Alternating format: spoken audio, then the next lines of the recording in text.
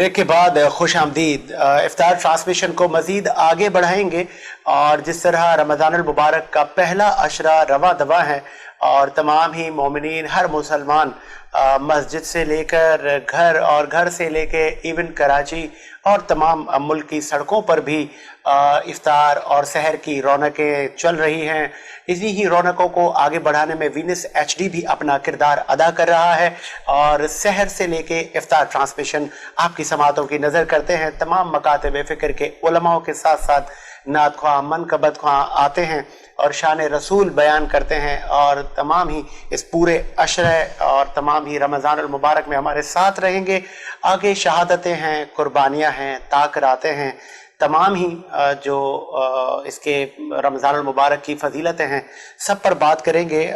Studio को और इस प्रोग्राम को मज़ीद आगे बढ़ाने के लिए मैं पहले आऊँगा नौजवान स्कॉलर जनाब शहबाज साहब के पास। शहबाज साहब, जितने भी हमारे असहाबा इकराम रिज़वानुल्लाह अलैहिम अजमईन हैं, नबी करीम सल्लल्लाहु अलैहि वसल्लम की सोहबत में जिन्होंने ज़िंदगी गुजारी और फिर अयाम जो रमज़ानुल मुबारक हैं, तो किस तरह वो रोज़े रखा करते थे, वो सादगी का आलम, वो पेट पर पत्थर बांधना।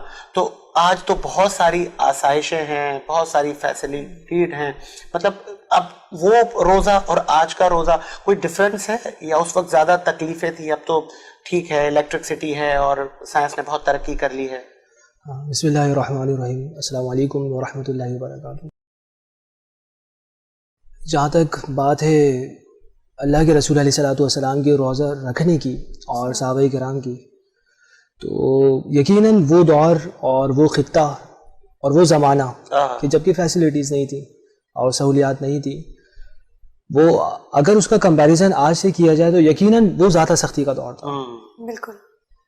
लेकिन चूँकि वहाँ पर ईमान की पुख्तगी थी, वहाँ पर यकीन कामिल था, तो जैसा कि अल्लाह तबारक व तआला ने कुरान मजीद में इरशाद फरमाया कि नमाज का पढ़ना भी उन लोगों के लिए आसान है जो मुत्तकी हैं, परहेज़गार हैं, खशियत इलाही के सबब और अल्लाह के खौफ के सबब, अल्लाह पर ईमान के सबब इबादत की अदायगी आसान हो जाती है। अल्लाह के रसूल अलैहिस्सलातु वस्सलाम की अगर वैसे भी हम बात करें ख़ास रमज़ानुल मुबारक के अलावा भी, तो हुज़ूर अलैहिस्सलातु वस्सलाम के मामूलात में रोज़ा रखना शामिल था। और अल्लाह के रसूल अलैहिस्सलातु वस्सलाम का तो मामला ये था कि आका अलैहिस्सलातु वस्सलाम ऐसा रोज़ा रखते थे जिसको कंटिन्यूसली सौम विसाल होता था और सौम विसाल में कई कई दिन तक अल्लाह के रसूल इफ्तार नहीं फरमाते थे। जब सहाबाए किराम ने ये मामला देखा कि अल्लाह के रसूल ने सौम विसाल रखना शुरू कर दिया है, उन्होंने भी अल्लाह के रसूल की इत्तिबा में ऐसा किया। लेकिन चूंकि वहाँ पर कमालात नबूवत तो नहीं है ना, अब नबी की शान का मामला तो और होता है। सो चंद ही दिनों में जब उनका रंग जर्द हो गया तो अल्लाह के रसूल ने फरमाया कि तुम में से कौन मेरी मिसाल है, मुझे तो मेरा रब खिलाता पिलाता है। सही। तो हुजूर अलैहिस्सलातु वस्सलाम के भी कुछ मामलात ऐसे हैं जो उम्मत के लिए नहीं थे, जैसे कि सौम विसाल का मामला कि ये उम्मत के लिए नहीं था। इसी तरह हुजूर अलैहिस्सलातु वस्सलाम की अज़वाज की जब हम बात करते हैं, एक मोमिन अगर वो अदल कर सकता है और साहिब इस्तिताअत है तो बैक वक्त वो 4 अज़वाज को निकाह में रख सकता है। लेकिन अल्लाह के रसूल अलैहिस्सलातु वस्सलाम का मामला यहाँ मुख्तलिफ था। तो अगर सौम की बात करें और सलात की बात करें तो हर मामले में उनका मामला अलग था। मुझे एक बहुत प्यारी बात यहाँ पर आई याद कि अगर इबादत में इबादत की असल ना हो, वो इबादत काबिल कबूल नहीं, और इबादत की जो असल है और दीन की असल है वो अल्लाह के रसूल की मोहब्बत है। तो जब तक मोहब्बत रसूल ना हो और अदब रसूल ना हो, एहतराम रसूल ना हो और तकरीब रसूल ना हो, ताज़ीम रसूल ना हो और ये सारी कैफियत दिल में ना हो और इंसान इबादत अदा करे, तो वो इबादत अपनी रूह से खाली है, बिल्कुल ऐसी कि जिस्म हो और रूह ना हो।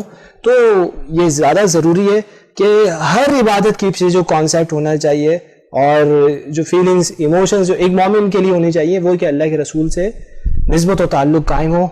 सहाबा की नमाजें भी अल्लाह के रसूल के इश्क में हुआ करती थी, उनकी अज़ानें भी अल्लाह के रसूल के इश्क को अगर हम आगे बढ़ाते हैं तो हमें तारीख में अवैस करनी भी मिलते हैं, तो वैसे करने भी बिलाल हबशी भी मिलते हैं, तो फिर हम आगे बढ़ते हैं तो भी समय तम्मार भी मिलते हैं।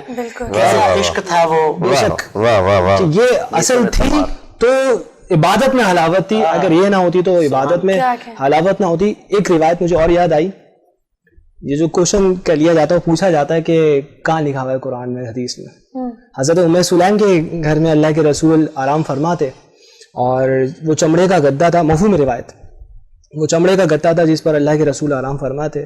تو گرمی کی شدت سے جس میں اتھر سے وہ مبارک پسینہ نکلا اور اس پر لگ گیا. حضرت ام سلیم نے جب دیکھا نا کہ حضور آرام فرمائے, تو وہ غالباً کوئی شیشی تھی جس میں وہ جمع کرنے لگے, اور حضور کی مبارک نگاہ اس وقت کھلی. صحیح. تو اللہ کے رسول نے پوچھا کہ ام سلیم آپ کیا کر رہی ہیں؟